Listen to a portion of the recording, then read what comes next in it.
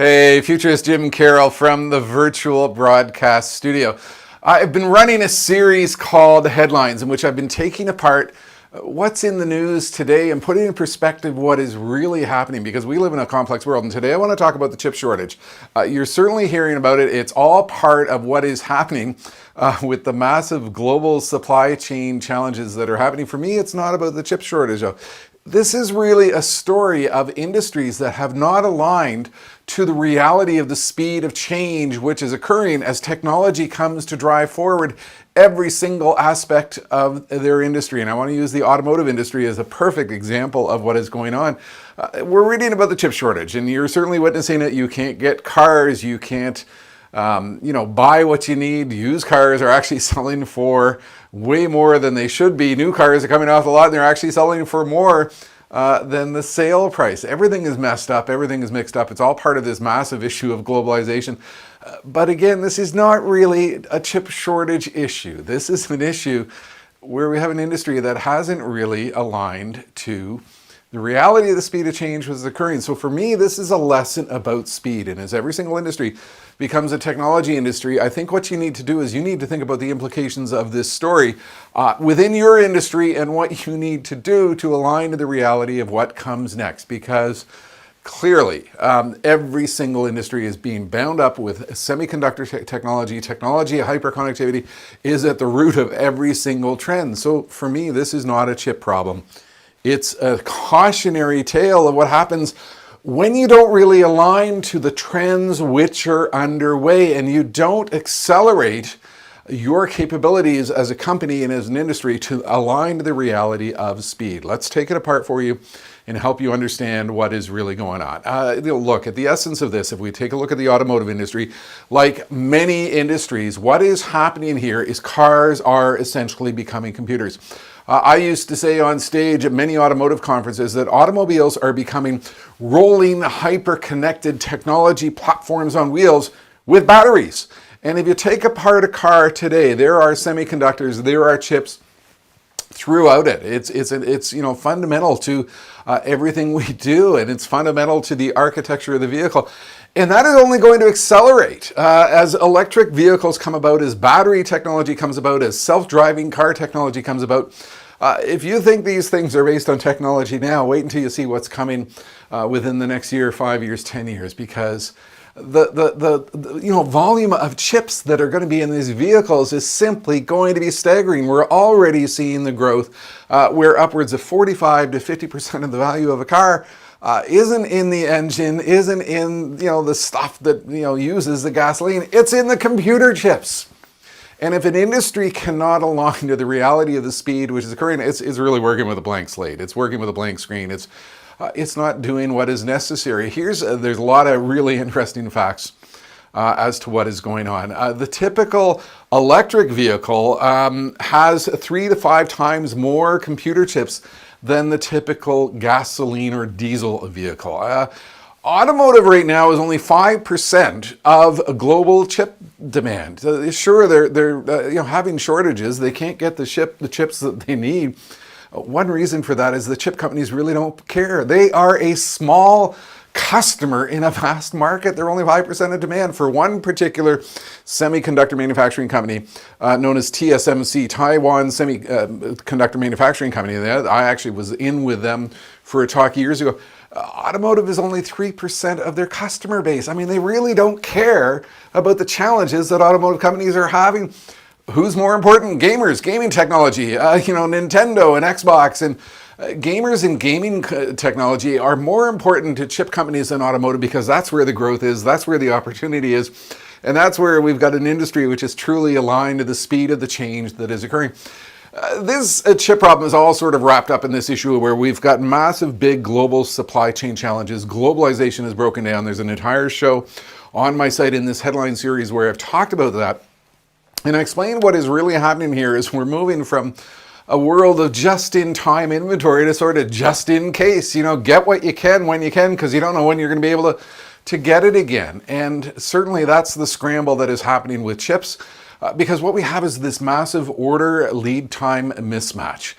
Car companies are used to working on long elaborate order lead time cycles that involve a few years. We're going to architect, the car that we're going to have in 2 years. We're going to start to align to the order and production realities that we need 2 years out.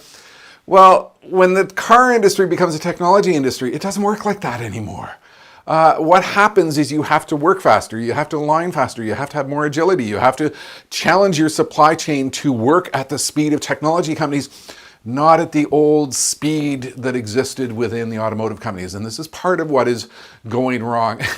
Really, the most staggering story of what is happening here with car companies is they're working with old, out-of-date, obsolete architectures.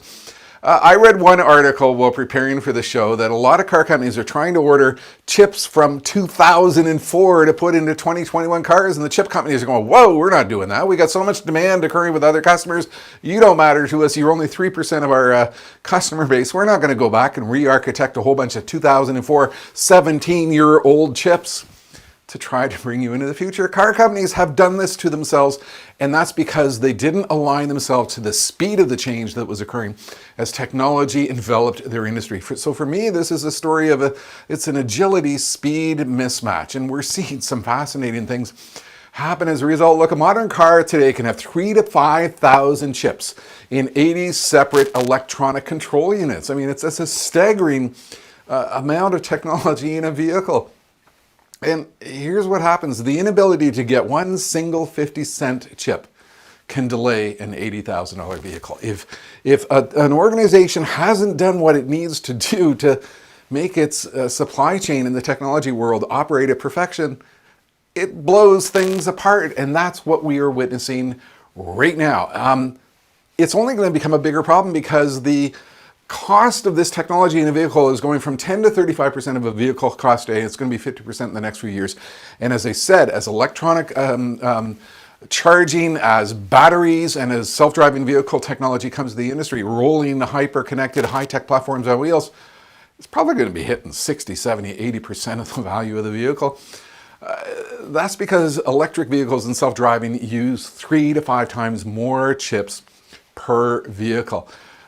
So what's happening with this? Well, they're not getting the chips they need. Many businesses today, and it goes beyond automotive, are only getting 80% of their typical chip allocation.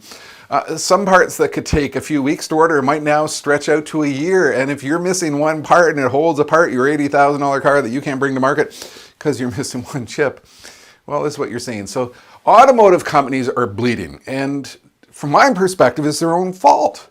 So far, we've seen $210 billion in lost revenue this year. Opel is closing one German car factory until well into 2022. Jaguar, they had a plan for a new model, and they're going to have to delay it a year because they can't bring it to market. I golf with a buddy who's bought, for future delivery, the new Mercedes electric vehicles. He's tremendously excited about it. And I told him the other day, guess what? You're not going to get it in 2022.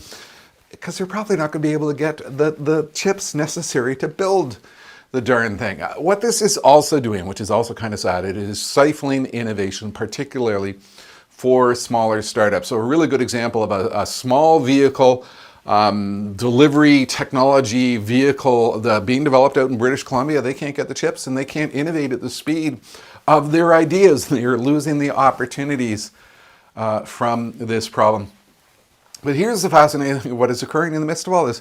Chip sales are up. It's not like we're not producing them. They're producing them. They're selling them into other markets. In 2021, we sold 44.5 billion units. That was an increase of 29.2% in 1 year. Automotive companies can't get these because they don't matter and they haven't aligned their supply chain to the reality of the speed that is occurring. Other industries are snapping them up. And where are we seeing the change? Well, look, Tesla. Tesla owns the future of automotive. I'm so excited because I got my Tesla Model 3 in August and I'm drinking the Kool-Aid and I'm becoming a part of this world. But what I'm really understanding here is Tesla understands what happens when an industry becomes a high-tech industry, when the future of the industry is all about semiconductors, connectivity, chips, computer technology. And you see some fascinating reports right now of what is going on. Tesla is not really having a chip shortage problem because they've learned how to get around it. How did Tesla find chips? There was a really good article put up by Morgan Stanley that broke down what they actually did. And Elon Musk said it was extremely difficult, but we managed to source them. And I personally experienced this. I got my car in August and I went 56 days without receiving a software update. When you own a Tesla, you get software updates over the air. Your car becomes an upgradable, rolling, high-tech platform on wheels. And I never got an upgrade. And I was kind of thinking, do I have connectivity issues? Is something wrong? What I eventually learned is that my Tesla Model 3, which I got in August, was the first of a whole series that used new chips that Tesla had not used before. And what they were doing behind the scenes was they were re-architecting the software to deal with 21 different types of chips, hence the largest software delay in Tesla's history. But what they managed to do was they managed to find alternate sources of supply. They're not going back and getting chips from 2004. They're getting sources where they can. And this is for unimportant stuff like doors and windows and windshield washers and stuff like that. But they managed to re-architect the reality. They know how to innovate at speed. Whoa, we had a little bit of a camera freeze here, which is kind of fascinating. So I'll just walk through this and, whoa, it's kind of exciting. Never had that happen before. So here's the thing. Every company is becoming a technology company. Everybody's learning how to innovate at Silicon Valley speed. That's really kind of depressing. That happened. Let me skip ahead and see. Total freeze. So I'm going to pause there. I'm going to bring this back and go back live.